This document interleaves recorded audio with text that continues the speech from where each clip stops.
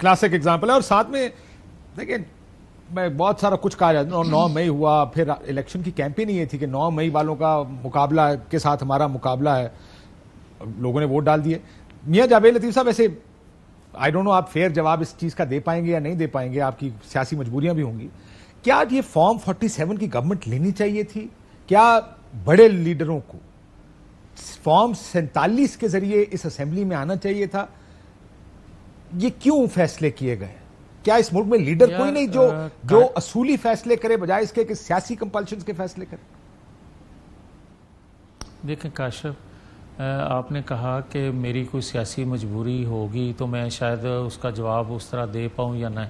ये बात मेरे नज़दीक कोई अहमियत नहीं रखती। मेरे नज़दीक ये है कि जो हकीकत है, अगर कोई हकीकत सारी बयान करना चाहे या कर रहा हो तो दूसरे को भी फ़र्ज़ है कि वो भी पूरी हकीकत बयान करे।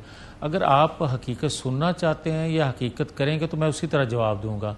बात सीधी सी है कि मोहम्मद ज़ुबैर जो जब तक जमात के अंदर रहे, ख़ास तौर पर 2024 तक, तो मुझे याद है कि मुकम्मल तौर पे हम आंगी थी जमात के साथ। उससे उस दौरान अगर कोई बात 2022, 23 या 17 की को पूछना चाहता है तो वो ज़ुबैर साहब भी उतने ही ज़िम्मेदार हैं जवाब देने में जितना मैं आज भी हूँ।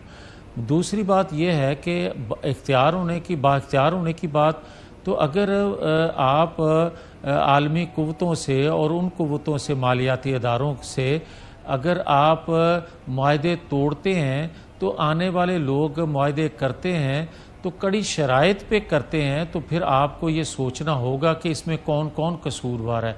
देखना चाहिए कि मुआहदा तोड़ने वाला जो था उसको भी इन्वेस्टिगेट किया जाए और नए मुआहदे करने वाले को भी इन्वेस्टिगेट किया जाए। देखिए ज़ुबैर साहब बैठे हैं, गलत जगह पे ये बात कर रहे हैं, वो उन्होंने हंसना भी शुरू कर दिया अभी से।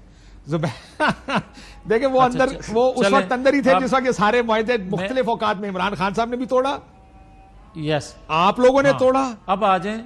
और मैं एक सेकंड रुक जाए ज़ुबैर साहब, आपने 20 सेकंड में ये जवाब देना, ये रियासत बचाने के लिए हमने सियासत कुर्बान की, ये जुमला कितना एक झूठ पर मबनी है मुस्लिम लीग नून का? मैं इतना स्ट्रॉन्ग वर्ड तो नहीं कहूंगा, बट वो सही नहीं था, वो उसकी कोई हकीकत नहीं थी। अगर फरवरी के एंड में इमरान खान ने प्राइसेस नहीं बढ़ाई थी तो अप्रैल के मिड में PMLN की हुकूमत ने प्राइसेस नहीं बढ़ाई थी, अप्रैल 30 को फिर नहीं बढ़ाई थी, मई 15 को फिर नहीं बढ़ाई थी। वो सारी IMF की कंडीशंस थी। आप तो आ गए थे ना, इमरान खान ने फरवरी के एंड में प्राइसेस नहीं बढ़ाई थी, तो आपको कौन रोक रहा था? आपने क्या अप्रैल 15 को बढ़ाई थी 2022 को, अप्रैल 30 को बढ़ाई थी?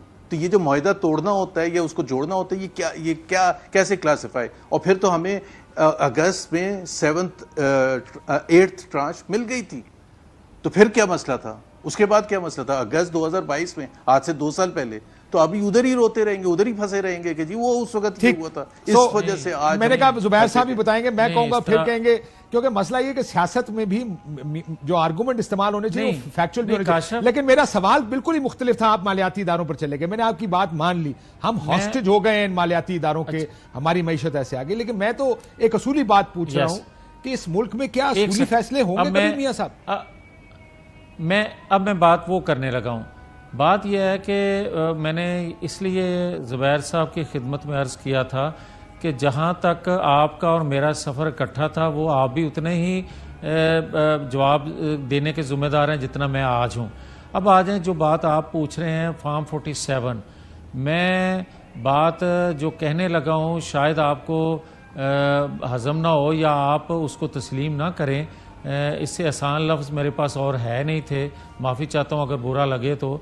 मगर मैं ये काशिफ साहब ये बात कहने लगा हूँ, पाकिस्तान की हिस्ट्री में जितने इंतखाबात हुए उसमें जो भी रिग इलेक्शन थे या जिनको भी मुतनाज़ा इलेक्शन आप कहेंगे, वो किसी एक जमात के हक़ में होते थे, एक जमात के ख़िलाफ़ होते थे। 2024 के जो इंतखाबात हैं वो ना किसी जमात के ख़िलाफ़ थे ना किसी के हक़ में थे, बल्कि जमातों के अंदर लोगों को पिक एंड चूज़ किया गया। लोगों को हर जमात से हरवाया भी गया और हर जमात से जतवाया भी गया। और बदकिस्मती से ये जो बात मैं आज अकेला कर रहा हूँ या मेरे साथ आज कुछ लोगों की आवाज़ें आ रही हैं, ये अगले 2, 4, 6 माह के बाद आपको हकीकत नज़र आएगी, जब हर जमात से बंदा बोलेगा और ये कहेगा, इतराफ़ करेगा کہ ہماری جماعت سے فلاں کو جتوایا گیا اور فلاں کو میاں صاحب آپ کے علاوہ میں نے نون میں سے کسی کو یہ کہتے نہیں سنا ذاتی محفل میں ہم سارے سچ بولتے ہیں.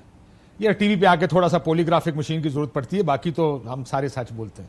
اگر میں آپ سے پولیگرافک مشین نہ لگاؤں اور پوچھوں کہ جی فلانے حلقے میں کیا ہوا, ہم کاشف میں ایک سوال پوچھ سکتا ہوں کوئکلی سر زبیر صاحب پوچھ لیں سوال. میں نے بھی ایک سوال پوچھنا. ہاں جی جتنا ان کی انٹیگریٹی ہے مجھے پتا ہے, اگر ان کو پتا ہوتا کہ یہ ہار گئے ہیں فارم 45 کے حساب سے اور فارم 47 کو ان کو دے رہا ہوتا جیتنے کا, یہ ایکسپٹ کرتے؟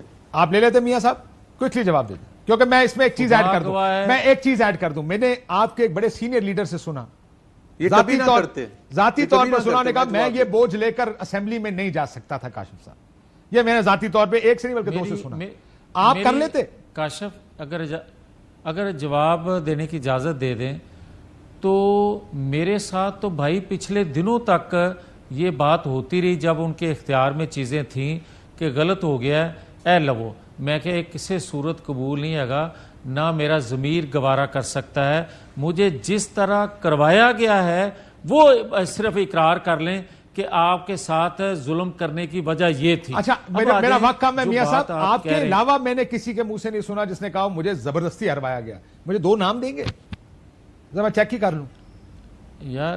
ہاں اب اگر یہ کیونکہ آپ مانتے نہیں ہوتے اس لیے میں زیادہ کہتا نہیں ہوں, لیکن کہہ دیتا ہوں. اب آپ عابد رضا کو دیکھ لیں, آپ خرم دستگیر کو دیکھ لیں, اور اگر آپ نے کچھ اور نام دینے ہیں تو وہ پوری لسٹ دے دوں گا, مگر 2 نام آپ نے اپنے پاس سے کہے سر. آپ کی بات ایک سمجھا دیں ہمیں کہ آپ یہ کہہ رہے ہیں ان لوگوں کو جتایا جا سکتا تھا لیکن ان کو فارم 47 کے اوپر نہیں جتایا گیا. نہیں, نہ میں کہتا ہوں ان کو جیتے ہوئوں کو ہروایا گیا, جیتتے ہوئوں کو ہروایا گیا.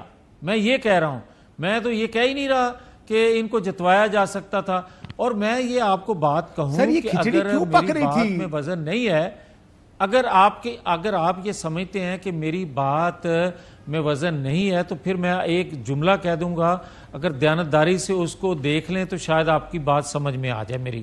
وہ یہ ہے کہ بھائی آج فارم 47 کی بات کی جا رہی ہے, تو اگر انہوں نے ایک جماعت کو ہروانا تھا اور ایک کو جتوانا تھا تو بھائی میرے اگر 10 بندوں کو جتوا رہے تھے تو وہ 110 بندوں کو نہیں جتوا سکتے تھے. شور تو اتنا ہی اٹھنا تھا, مگر پک اینڈ چوز کرنا تھا. نواز شریف کو 4تھی دفعہ وزیر اعظم بننے سے روکنا تھا. زبیر صاحب بالکل ٹھیک ہے, یہ آرگومنٹ آپ پہلے بھی دے چکے ہیں. بالکل ٹھیک, تو آپ کا آرگومنٹ آ گیا. زبیر صاحب کچھ جواب دیجیے گا, میں نے بریک لینی. اس کا ٹیسٹ کیا ہے؟